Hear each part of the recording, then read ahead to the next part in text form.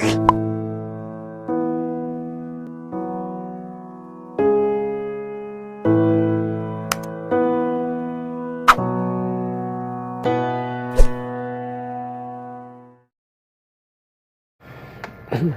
वालेकुम दोस्तों इससे पहले हमने कई बड़े फ़ोन, स्मार्टफोन और नोकिया के बड़े मॉडल्स की वीडियो बनाई है। दोस्तों ये एक नोकिया मेरे पास 1110 या 1112 का मॉडल है। दोस्तों आप देख सकते हैं। दोस्तों इसका जेन्युइन बॉक्स तो UFS 3 है जो इसको फ्लैशिंग के लिए इस्तेमाल होता है।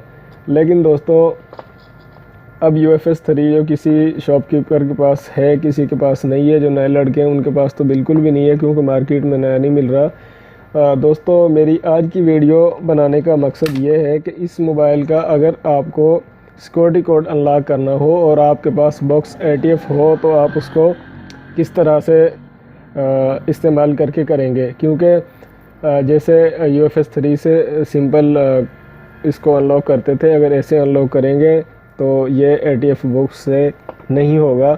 मैं आपको एक ट्रिक बताऊंगा जिसके ज़रिए से आप इस मोबाइल को अनलॉक कर सकते हैं। वैसे दोस्तों इसमें जो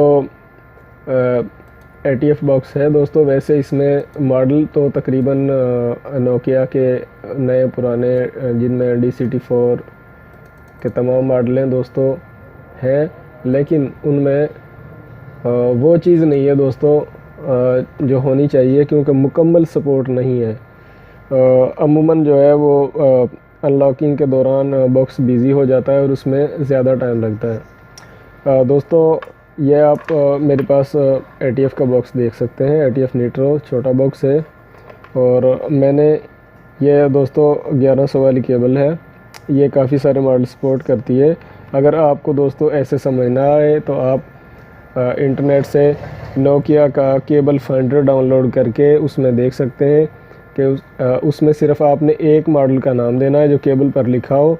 तो दोस्तों वो सॉफ्टवेयर आपको बताएगा कि ये केबल जो है वो कितने मोबाइल सपोर्ट करती है। तकरीबन 10 से 12-15 मॉडल जो है दोस्तों ये केबल अकेली केबल सपोर्ट करती है। दोस्तों मैंने केबल को मोबाइल में लगा दिया है दोस्तों और इसको पहले बॉक्स से कनेक्ट किया हुआ है। इस इधर से दोस्तों मैंने DCT4 और इसका मॉडल सेलेक्ट किया है। अब दोस्तों तरीक़ेकार सिंपल तो यह है कि ट्यूनिंग और मेंटेनेंस पे जाकर मैं इसको रीसेट ऑल कर दूं।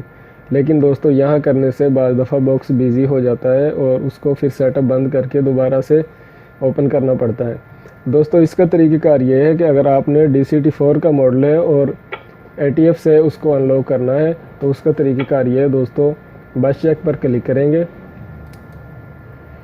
और साथ में पावर बटन दबाएंगे तो दोस्तों मोबाइल जो है वो डिटेक्ट होकर उसकी इन्फो आ जाएगी सारी, और दोस्तों मोबाइल लोकल मोड या टेस्ट मोड पर चला जाएगा जैसा कि आप देख सकते हैं। उसके बाद जब दोस्तों आप इसको ट्यूनिंग और मेंटेनेंस पे ले जाकर रीसेट ऑल करेंगे तो दोस्तों इसमें 1 सेकंड का टाइम भी नहीं लगेगा, फ़ौरन जो है वो 100% हो जाएगा। दोस्तों आप इसको मैं दोबारा करता हूँ तो आप देख सकते हैं।